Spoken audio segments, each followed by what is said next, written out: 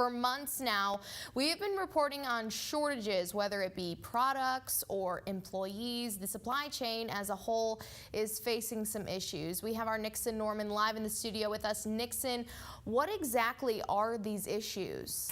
Well, Julia, I spoke with a UAH professor today, and basically the shortages that we see all stem from issues within the supply chain. And there are many problems on every level. The network of all the entities involved in the sales, the production, and the distribution and transportation of consumer goods. The genesis of the chain. It starts with raw materials, natural resources that are involved in making the materials, and it ends when it gets into your hands. But that's the issue. Those raw materials are not getting to manufacturers so that they can make the products that we want to buy. That's a matter of material shortage. So there's really four categories of inputs. We call them the 4 M's. There's manpower, there's materials, there's machines, and there's method. While we're on the topic of shortages, besides there not being enough raw materials, there is also a shortage of manpower.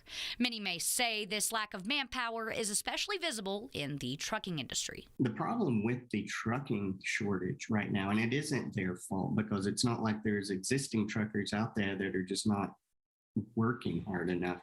The increase in demand is greater than the number of people in the industry that was already declining. Unfortunately, this manpower shortage doesn't stop at the transportation level of the chain.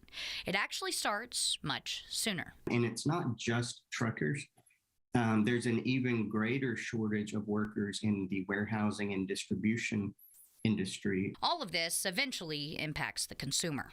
To deal with the demand, companies must ramp up production or ramp up the price. But one thing consumers should not do is panic. The worst thing people can do is panic and try to buy more when there is a shortage of something.